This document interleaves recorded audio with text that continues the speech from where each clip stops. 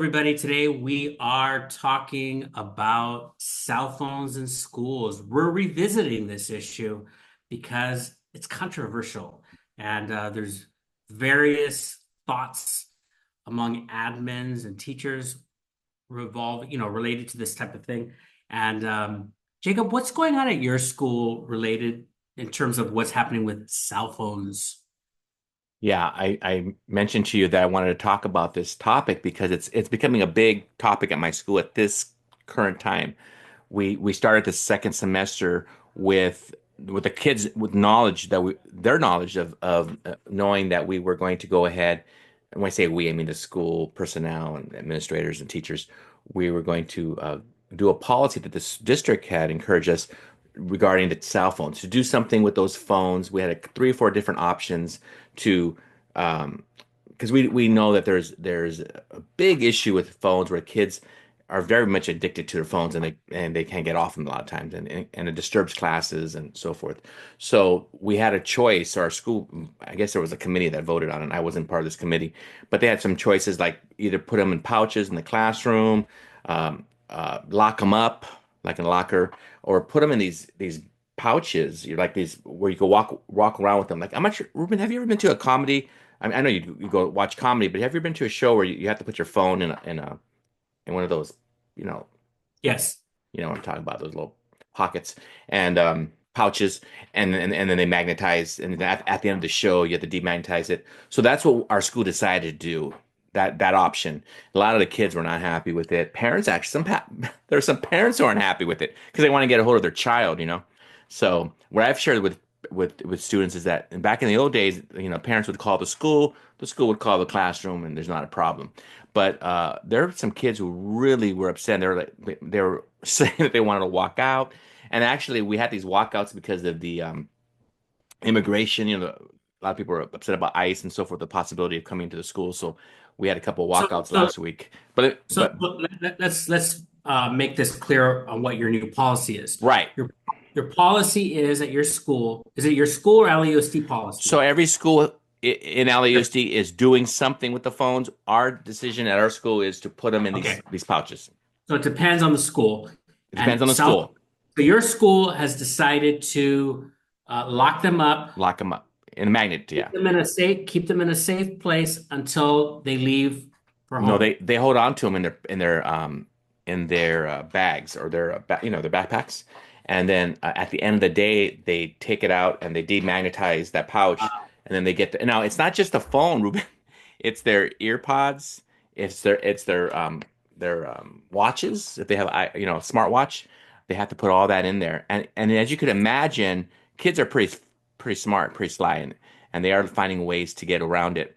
Although this last week, the security, because for teachers, we're not really ones in the front lines when the kids enter the school. It's more like security and the administrators, and they've now got a little bit more strict on having the kids show them the phones as they lock the pouch shut.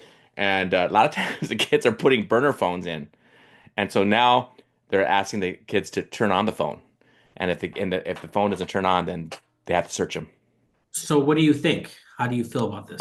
So that's good. Good question. So at first I was because I have my own little deal in my classroom where I have them put their phones in these pouches and they get them at the end of the period. No magnets, no issues like that. So I thought that was a great idea, and I wish the school would have done that. But as time has gone on now, since we've had this policy for the last almost 2 weeks now, I'm learning to say, well, you know what? I'm not learning.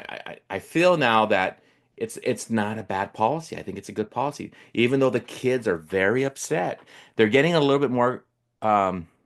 They're learning to. I'm saying learning to get along, but they are definitely a lot of the kids are getting used to it, and some who are still fighting it, of course.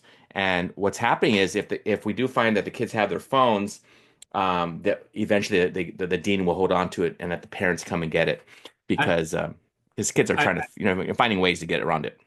I will say that Mhm. I think that in a way it seems like it would be very useful type of policy in the sense that I know for me, I have my students put their phones in the pouch as well, but sometimes I'm very busy and I'm caught up in something and Okay.